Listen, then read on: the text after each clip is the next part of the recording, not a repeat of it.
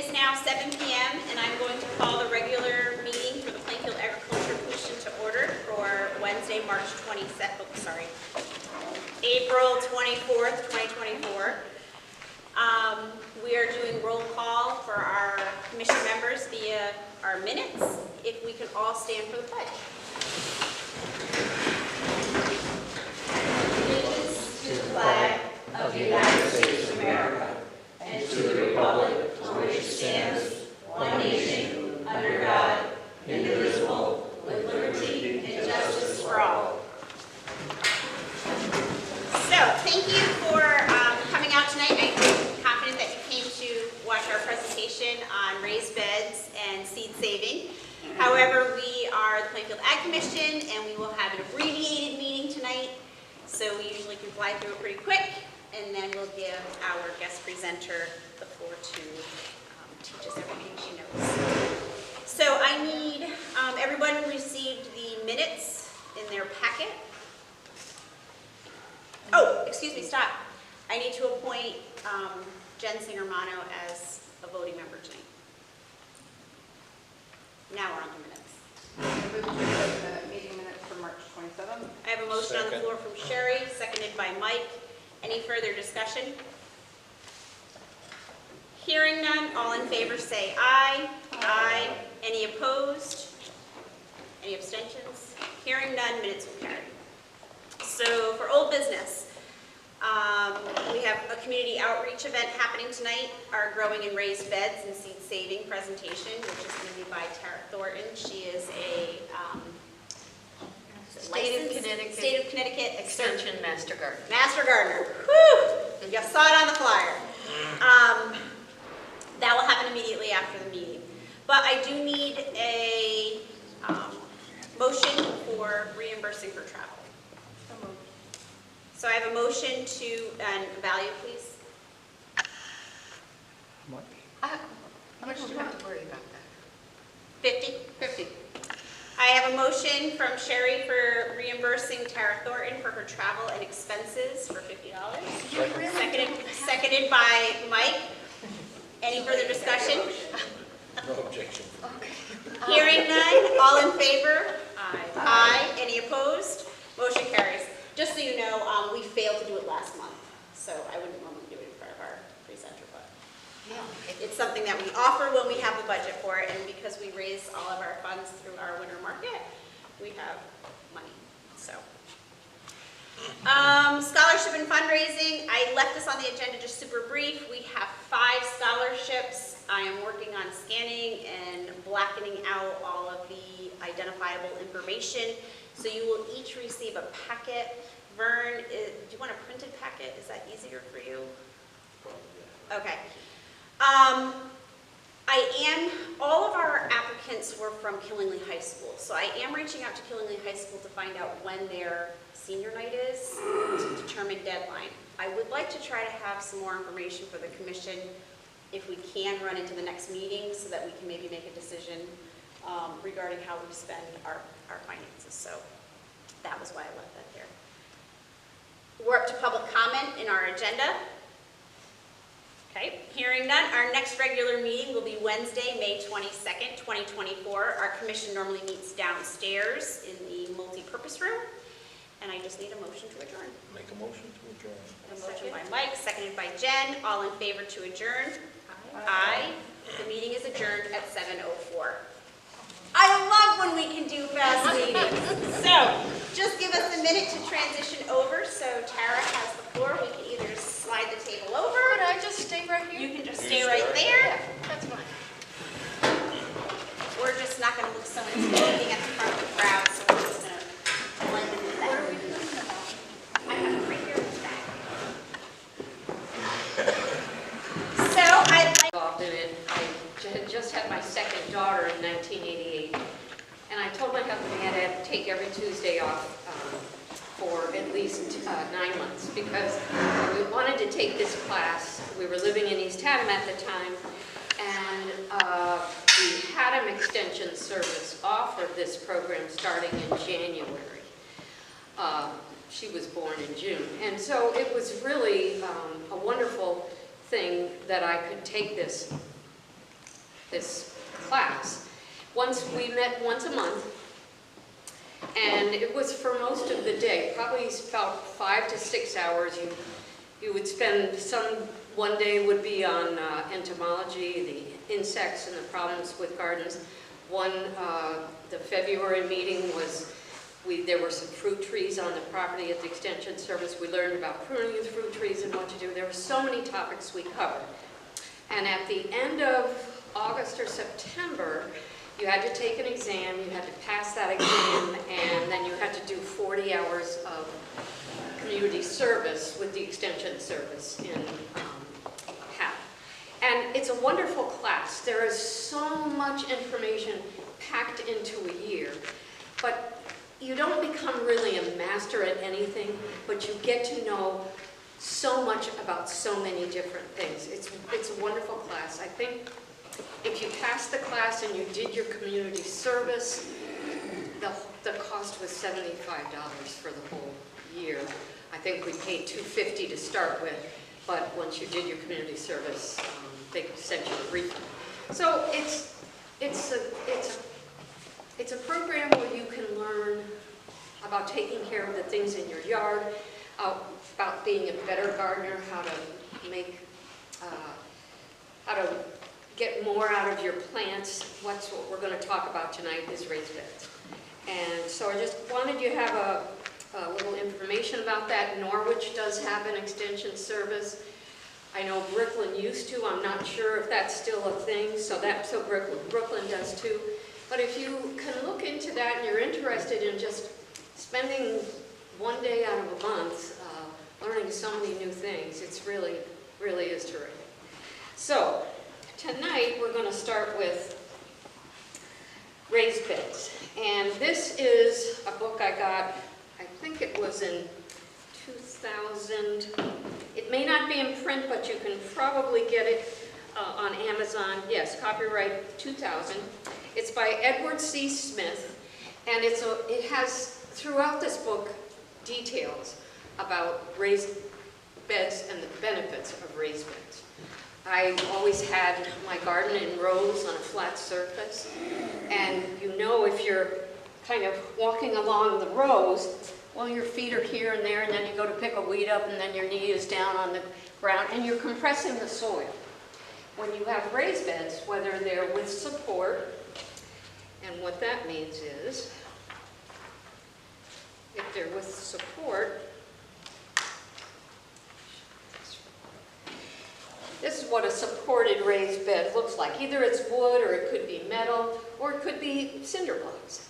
You can use anything for support. You can do unsupported raised beds, which means you're going to have to raise the soil above your ground level, at least 6 to 8 inches. But the support is wonderful. I have to say, in my own home in Sterling, my husband built 6 raised beds inside my garden. And every year I try different plants in the raised beds. And it's so great because I can go in there with a pitchfork and dig down 8 to 10 inches and it's still loose. When you have to rototill your garden and for the rows and all of that, when you have raised beds, it's just easier. He made them out of 2x10s, and they're probably 30 inches by, I think, 8 feet. I think he had 2-inch by 2x8 boards that he made those out of. They lasted 10 years, so eventually they will rot. They will just sort of disintegrate. But it's not that big a deal and not that hard to do. For tonight, I have, if you're interested, a copy of the raised bed with plank sides. And it's just a real 3-page drawings and instructions on how to build it. They're great for string beans. I've never had so many string beans ever. And they would just keep blooming and keep blooming and keep blooming all the way into October. I grow garlic starting in October in a raised bed. And all I do is go to the grocery store and get a kind of a clump of garlic, pull it all apart, put it down about 3 inches, and probably a little bit before Thanksgiving, the garlic plants are popping out of the soil.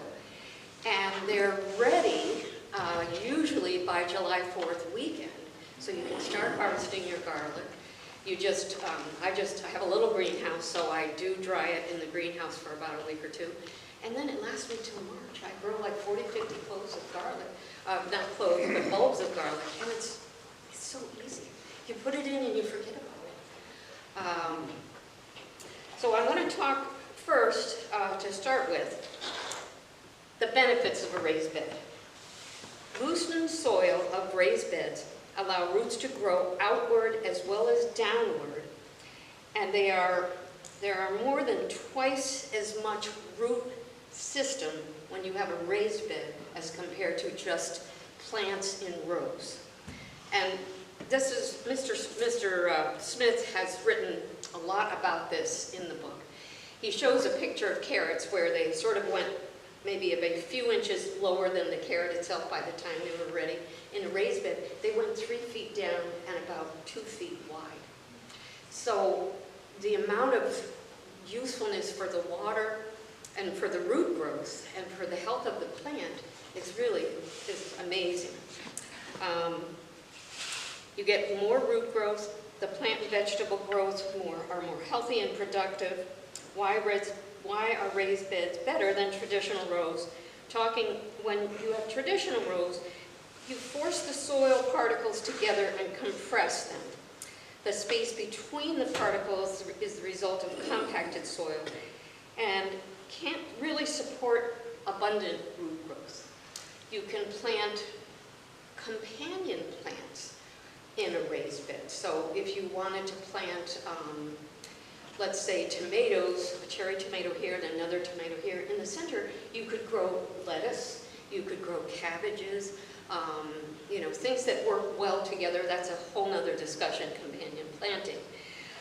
So what can also be good in raised beds is you could plant small ground covers if you want to shade the soil and keep watering to a minimum. You'll use much less water in a raised bed because you're only giving water to the plant. You're not watering a whole row. So you use less water, and my husband does put together a watering system, little hoses and little hoses with holes in them, and you can run them around the bed, around the next bed, and into the next one. We put it on for about an hour on a really hot day, and that's all we do. And it gets right to the roots, it gets right to the soil, and I do. One thing I use is grass clippings in my raised beds because it keeps the weeds out. The grass clippings are free. If you have fertilized your lawn, you'll get the benefit of that fertilizer. And it keeps the soil cool and the plants alive. So, soil compaction is really kind of not a good thing. With deep, wide raised beds, plants get most of the space and the soil. 3/4 of the space is then for plants, and 1/4 is for walkways. When you do raised beds that don't have support, it's about 50-50. So this way, excuse me, you are giving more to your plants and less to your walkways. You can make walkways be as wide as your lawnmower and kind of go through it that way and not have to worry too much about it. Okay. About if you're doing an unsupported bed, they say your row should be about 30 inches wide. That way you can weed and prune. And the reason for 30 inches, like if you look at my arm, I could kind of go halfway across the bed to weed and to water, and the same on the other side of a row. It's really up to you how long you want your rows to be. 12 feet to 15 feet, they figure is average for a row for plants, unsupported. Supported beds have either wood, rock, or metal supports to keep the soil from spreading out. In raised beds, you can grow substantially more produce in less space. They're easier to weed, water, and fertilize. The great thing about the raised beds, my husband made them big enough that I can sort of sit on the edge of the bed and weed and do whatever needs to be done in there. And after the first year, weeds basically disappear. Usually most winters, I do put about 2 or 3 inch of grass clippings on the beds. It keeps the weeds that get blown around all fall from coming up and sprouting in the spring. Deep raised beds are work savers. You don't need to add compost and fertilizers as often as you would in a regular, just unsupported bed. Because plants are close together, there's less water evaporation and more leaves for shading the soil. Tilling for a new raised bed, Mr. Smith suggests in the book to loosen the sod, turn it upside down, and chop it into pieces. Then put those pieces of sod side down, because they will help to break down the grass, which gives more fertilizer to roots that come in. And then he suggests getting, probably truckloads of loam and topsoil. You do want to add to your first raised bed some compost or some manure. I love a product that Agway has right here in Plainfield. It's called Coast of Maine Lobster and Crab Compost, and it's very, very high in calcium, and calcium is one of the best things for root growth.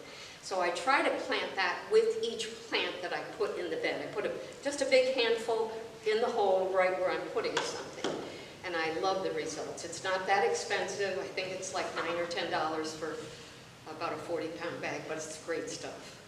So Coast of Maine crab and lobster compost.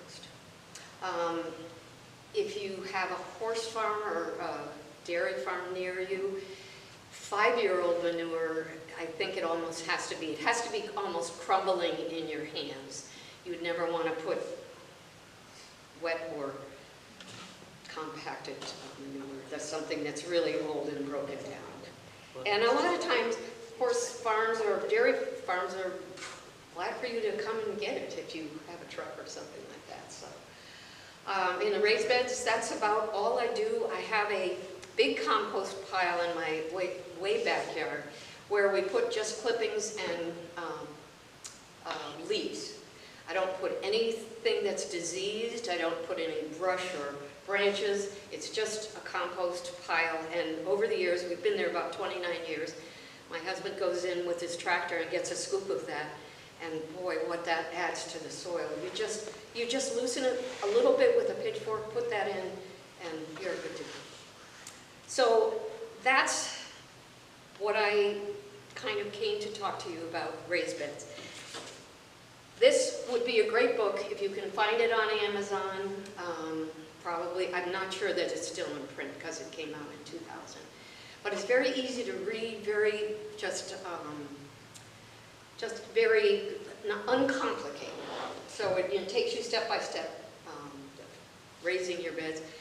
Even if you're doing flowers, raised beds in a front yard, they're much easier if you can kind of raise the soil up and then edge it just a little bit with a little edger, and it keeps the weeds and the grass from growing up. So it's everything that you can put in a raised bed is always going to do better. One of the most fun things that I have in having a greenhouse and in growing just about all my own vegetables is I love to save the seeds. Because if you find a particular variety of a tomato or a cucumber, if you're making, canned pickles, no matter what, you can't necessarily find what you got the year before.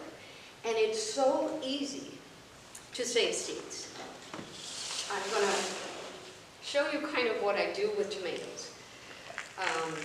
These right here are something called a decante tomato. They are an heirloom tomato that my daughter's husband at the time, her mother-in-law, had given me one of these plants. And it was the most beautiful tomato I ever saw. It's heart-shaped. They're about as big as big boys. But the flavor of this tomato is just amazing. When you save seeds, you pick a vegetable that is the largest of all the vegetables that are around it. You want it to be fully mature. You don't want it to be rotting or starting to spoil. And like I brought this just as an example because I had this at home. This is such a simple process. You're going to laugh at it. I basically take a paper towel and I take the seeds out, like so. You can do this with peppers, with cucumbers, with squash, with anything. And you want to spread the seeds out. Tara, can I stop you for a second? I have a question. Sure. Just the top portion? The top portion of the tomato? Yeah. Or can you use the seeds through the whole tomato? You can use the seeds through the whole vegetable. Plant, the whole Oh, yeah. Okay. You'll get from one tomato over 100. I didn't know if it was specific, like you should be choosing the seeds that were near the You top. have to be choosy in the vegetable that you're picking. So a large one, very, very ripe, just ready to melt in your mouth. And you spread it out on the paper towel so that the water that is on the tomato sort of stays on the paper towel. You want to get the water sort of away from the seeds. And then I lay them out so that they aren't touching each other. And I put it on a plate on top of my microwave and I let it sit there for about 2 weeks. All of a sudden, the paper towel's dry, the plants are stuck to the paper towel, which is great. And I just fold it up, like so. I write on the paper towel the name of the tomato, August 2024, let's say, and put it in an envelope. Write the same on here, just in case you forget to write on one, you've got it on another. You seal it and you put it in a drawer in the kitchen. I have a junk drawer where I keep receipts and things like that. And I put all my seeds, I used to put all my seeds in that. I now have a nice container called seeds with little compartments. And you just leave it through the winter. I keep it in a cabinet, it's dark, it's wonderful, and it's so easy. You can do this with just about any plant. One of the fun things I did about a year and a half ago, I don't know if you know what a Cinderella pumpkin is, but a Cinderella pumpkins are what you would see in the movie of Cinderella. They're sort of wide and squatty and flat, mostly orange, but they can be multicolored. So I took one year and saved the seeds, and here they are. And so every year for my granddaughters, I grow these Cinderella pumpkins. They're very expensive. They're way more expensive than regular pumpkins, but they're fun. You can put them on your steps up into your house. You can take the stem off and tear them if you want. They're really pretty. But that's all I did. Here's the paper towel. Cinderella pumpkins, 23. And so these will go in the ground this year. I have a question. Sure. Do they have to all be heirloom type? No, you can do it. And it'll produce the fruit again? If it's not heirloom? And it's so inexpensive. It's so, if you like to give things to people, your neighbors, I grow even vegetables for my neighbors. They give me free eggs and things of that nature, so I give them free vegetables. And my neighbor always says to me, I love your vegetables because they're so healthy. When you give me these plants, I love them. But these were all mostly from saved seeds. Now with flowers, I will show you, their flowers are not in bloom and they're not very big right yet. But I wanted to show you some marigolds and what you can do to save seeds. You open up the marigold and here are all the seeds. Now on the larger of the blooms, you'll get hundreds in one. You can take those out, do the same thing, just lay them out dry. The flower bloom part will drop off, and you've got those seeds, you roll them up, you put them in the envelope, you're done. Next year you can do it with dahlias, you can do it with zinnias, you can do it with petunias. I mean, there's so, gazanias you can do. I mean, there's just so many things you can do just to take something apart and dry the seeds, put them in a paper towel, put them in your drawer, and you're done. Or if you say the seeds for a couple of years, or they- Well, and some, these Ducantes, these tomatoes, were from 2021. I couldn't find my ones from 22 or 23, so I planted these, every one of them. Wow. Yeah. So, some seeds will work, some seeds won't. What I did last year is I forgot to bring my seeds in. They were all in the greenhouse, and I think they got a little bit too much frost. But these were in the greenhouse, and they were fine. So it's really kind of hit or miss. Some years I can start wax beans or green beans, and they're the year before seeds. Some will germinate right away. I tried some this year, twice, no germination. So it's hit or miss. You direct sow any seeds? Yes, I do. I direct sow most vegetables, and in the raised beds, like radishes, like carrots, like onions, like garlic. If you like turnips or any kind of a root vegetable that's going to be underground, it's just wonderful.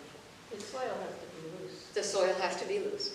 Carrots are probably one of the finickiest vegetable to, because for the first 3 or 4 weeks, their leaves are so small and they have to be watered almost twice a day. But once they take and they get leaves about this high, they're long, they're slender, they're not bothering each other, they aren't gnarling up, which I have had when I wasn't really paying attention, and they'll just grow into each other. But in raised beds, they have so much room to just go straight down. It's wonderful. It's amazing. The other thing I kind of wanted to show you tonight was, this was an avocado. And I put it in a little pan of water, about a half an inch of water in it. And now you can see the roots starting to come out, and there's a little green stem that's starting to come up. And that takes about 3 or 4 weeks on your windowsill in the kitchen. So I mean, everything that you see, that you eat or you grow, you can save the seeds. And it's not hard. These are flowers called 4 o'clocks. Well, they never bloom at 4 o'clock for me. They bloom at 7 in the morning and 7 at night. And they open up and they close, and then they open up in the evening. But these just are falling out of the plant onto the ground. You can take this blooms and just shake it into a bag, and you're done. You can plant them everywhere. These are flag irises. On Pine Hill Road, we have a little triangle of a garden, the Sterling Garden Club, and we planted like a little half moon of these flag irises. And the plow hits them, the cars go over the garden in the winter, and they come back. And so these are free. These we're going to plant along like cemeteries and different things in town. In Sterling, we do now have 9 gardens that we have planted and we are taking care of. So that's an ambitious project. There's probably about 5 or 6 of us, as you know, that are committed members that are kind of doing the stuff in the spring and the cleanup. And then there's probably around 10 to 12 others that come here and there as they can. So these aren't big topics and they're not really anything hard, but I have learned so much by just doing this myself and experimenting. I get from the dollar store the little snack bags, which is what I save stuff in. Once it's all dry, I put the paper towel and everything in here, and you can write on it. So you can say the year and what it is, and maybe 2 years later you're going to see, gee, let's see if it'll germinate again. So, sure, go ahead. Before we had avocados grew on trees, can you raise them here? You can grow the plants indoors, or if you had a conservatory, which I don't have, but I've had avocado plants get about this high in my house. I've never really had them bloom or produce fruit, but they are a beautiful houseplant. So if you have a real sunny spot, they're a really nice houseplant. Sure. What's your success rate with herbs? Seed saving for herbs? Herbs are tougher. Parsley is especially hard. I've had to plant it 2 and 3 times, But I planted basil seeds this year that are 2 years old, and every one of them germinated. So The same way you let them flower. Yep, let them flower. Coriander, which is cilantro, in my greenhouse, I grow that in the bed. And I let the seeds go into the bed in the greenhouse. They overwinter, and usually starting around the 1st of April, you see the plants starting to come up. Yeah. How long will you leave them in the envelope before you put them in a Ziploc bag? I would put the paper towel, once the seeds are dry, and you fold it up, and I put the paper towel into the plastic bag then, and then I put it in an envelope, and I put it in a drawer where it's dark, because seeds like darkness. I guess it kind of puts them to sleep or something like that, and then when you bring them out and you start planting, it's just, the greatest thing to see, for me, is to see these little green leaves that pop up through the soil. It never gets old, and every year I'm outside in the greenhouse in the middle of March, starting certain things. I plant lettuce now in the beds in the greenhouse, and I'm usually harvesting around the 3rd week in June or so. And I get nice, huge heads because of the raised beds. I probably plant 20 or 30 beds, 20 or 30 lettuce plants in a bed this big. And I have 3 beds in there. So I'll do spinach in there. I'll do different types of lettuces. I'll do arugula. I'll grow my green onions in there. You can just play around with raised beds, change them each year. I always say to people, definitely put different plants in a bed each year in a different bed, because you'll get pests that will come up through the soil. The beetles that get your squash and stuff are bad. But in July, you can plant new cucumber seeds or new yellow squash or zucchini. Once the bugs have gotten the plants, you can just yank them out and put new seeds in, and around the end of September, you're getting a whole second crop. Because the soil is cooler, the plants are coming up, they start to grow very vigorously, and it's amazing that you can get 2 plantings. So it's kind of fun. Yeah.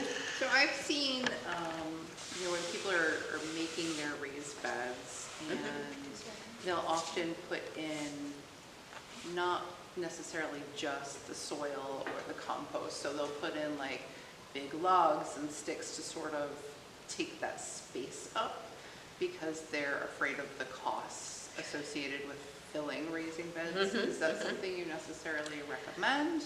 I would not recommend that. For one, there could be disease in the twigs and the parts of the tree. For another, your roots are going to have to find weird ways to go, and that's not going to necessarily be beneficial for them.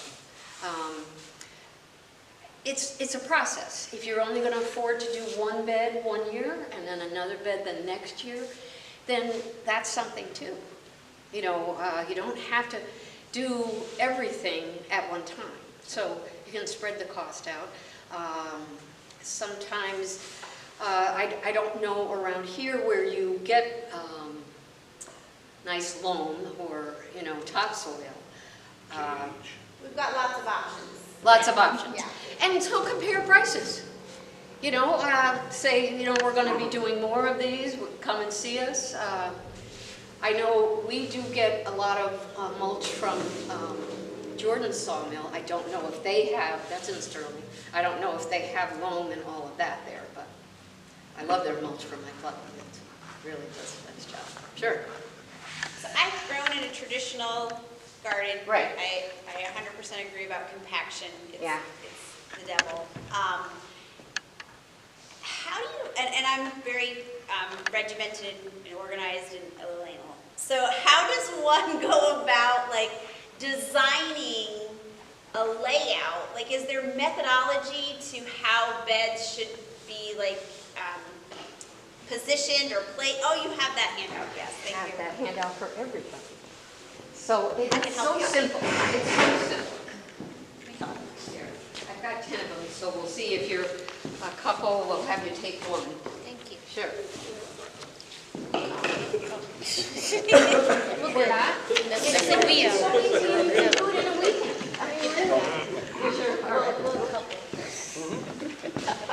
Yep, you can make one in a weekend, or 2 or 3. If you start a compost pile and you start using your leaves and your grass clippings and letting it break down, after about 10 years, you have huge scoops. Huge scoops. It's free. Did you guys get these ones out of the book or the ones your husband got? This is out of the book, but this is basically what he did. Yeah. Yeah. So, and I wish I had 12 of them and not just 6. But, you know, it's, as we get older, as I'm going to be 72 this year, I don't have the energy that I used to have. And I don't want to weed as much. I don't want to go through and aerate the soil because it needs it. So you have the inches of depth. Ours are 2 by 8, and they're probably they just sit right on the ground. Right.